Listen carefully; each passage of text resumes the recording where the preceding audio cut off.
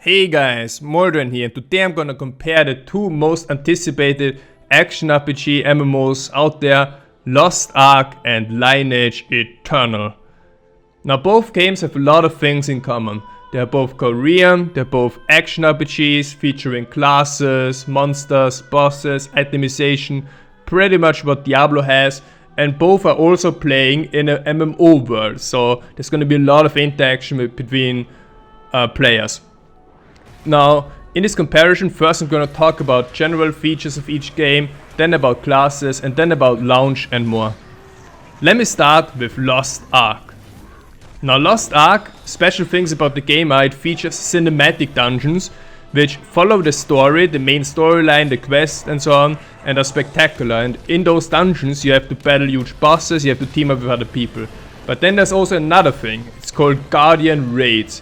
And those are events which you can find anywhere on the huge open world, and they are extremely hard to find and even harder to beat. Like the Garden Raids have insane bosses that are super difficult and challenging. And the game also features a special interaction system. For example, to get to one of those places where you can find a guardian or a big boss, you need to talk to certain NPCs, and then an NPC will tell you about a secret place in this large open world where you can find a big treasure or a boss or something like that. And then it's up to you. For example, if an NPC tells you, oh, there's a big treasure chest on that island, then it's up to you to decide, okay, are you gonna tell this information to other players like your guild or friends, or do you go there yourself because you want all the rewards for yourself? There's also like a relationship system with NPCs depending on how you interact with them. So you can build your relation with an NPC, and then if you do that with many NPCs, like you can really go all in the world and get quests and adventures and so on. The game also has an island ownership system, which means in this super large Lost Ark world there's gonna be also like water areas or oceans with islands on them. And you can actually own and build your own island there. You can build a city there, you can build anything pretty much. I mean, some players playing the game can even focus their gameplay on just like getting the best island out there. The game also features a PvE arena. Yes, you heard right. And the arena requires high-level strategy and cooperative play. In addition to that, there's also going to be big open world bosses. And the thing about open world bosses in Lost Ark is that players can use the environment to help defeat them. A good example of cooperation is this clip. Here you can see the tank blocking the Frost Dragon's Frost Breath, while the warrior rescues the wizard.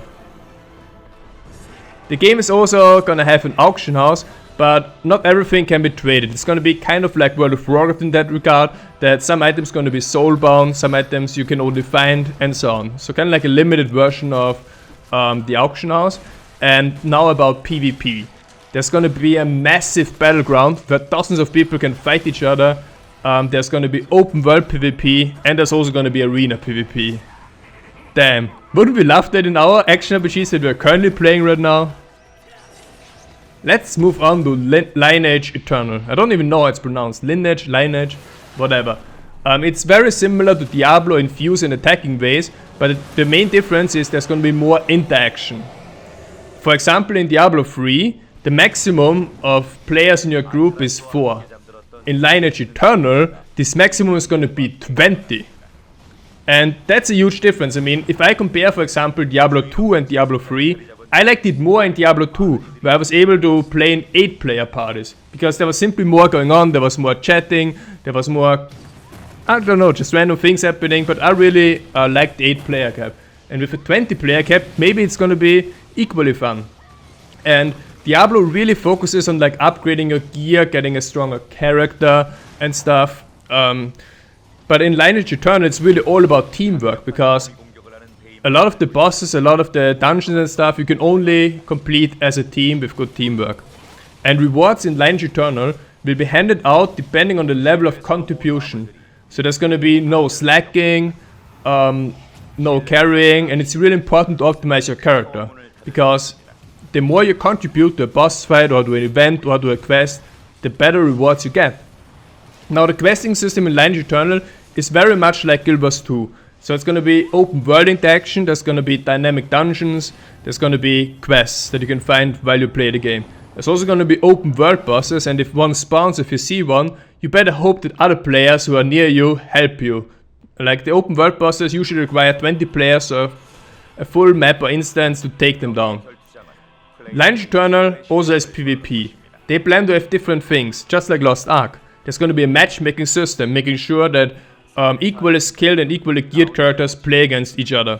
There's going to be super huge, epic battles that can range from 40 versus 40 to 100 versus 100. I hope our computers can handle that. And in castle siege battles, where you actually fight over the control of a castle that you can then keep for a certain amount of time, for example 1 week with your guild, there's going to be even bigger battles than 100 versus 100. Oh my god. In addition, the game also features a 4v4 arena PvP. How is the balance going to be? Well, that already leads me to classes. Now switching back to Lost Ark, we have 18 classes, which can take various roles. There's going to be support classes, and the difference to a support class in Lost Ark and a support class in a general action-RPG MMO is they actually do damage. So it's kind of like in Overwatch, where a support hero can also do a lot of damage in addition to the healing capabilities.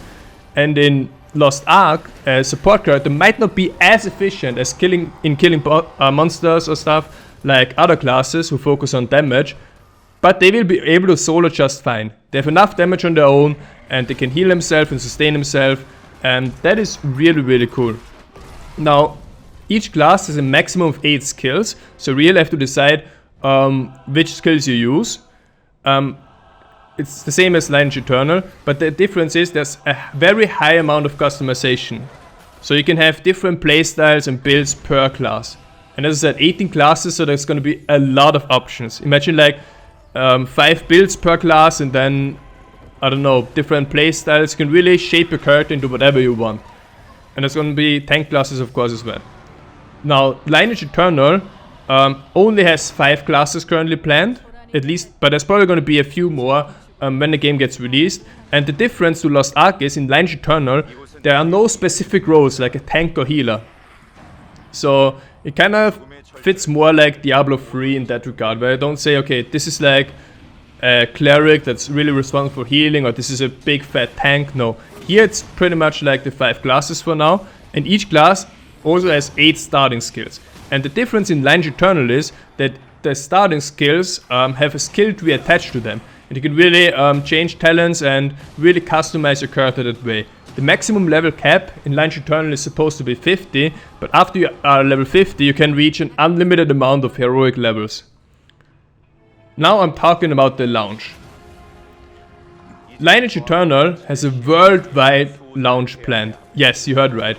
Unusual for a Korean game. I mean, the last Korean game, Blade & Soul, is already like 3 years out in Korea and still not here, even though it's supposed to launch this year. But what NCSoft did is like this year in particular, they recruited like a lot of big guys for community management, for brand management. For example, Bashiok, one of the former Blizzard employees, is also with them now. Same with Omid and a few others. And it looks like NCSoft is really trying to get a big publishing and launching team behind their products, which are going to be Blade & Soul, the MMO, and Lineage Eternal, the action RPG MMO. Lineage Eternal is definitely more interesting for Diablo players, and I really think that the worldwide launch is a possibility here. Now, I talked to the NCSoft guys at Gamescom, and they said they don't know anything about G-Star yet, which is the biggest Korean gaming event like Gamescom here, where they announced a trailer that you are seeing here last year, but we'll see. Lost Ark is a bit different. Now, the good thing is that in Lost Ark, the developers actually asked the Korean community, do they want free to play, do they want pay to win, do they want the cash shop, do they want the subscription? And the interesting thing is that even though in Korea in general, cash shops and free to play are much more popular, the community for Lost Ark actually wanted a fixed subscription. Which is perfect. No pay to win cash shop. Well, now the bad news. I actually talked to Smilegate, the developers of the game, at Gamescom in the business area. talked with them about Lost Ark. Like I hyped the game with them. I told them it's so popular in the Western world. When is it coming and so on? When do we have news? And they told me that they really have a big focus on the Korean market. And compared to Lineage Eternal, Lost Ark really wants to launch in Korea first.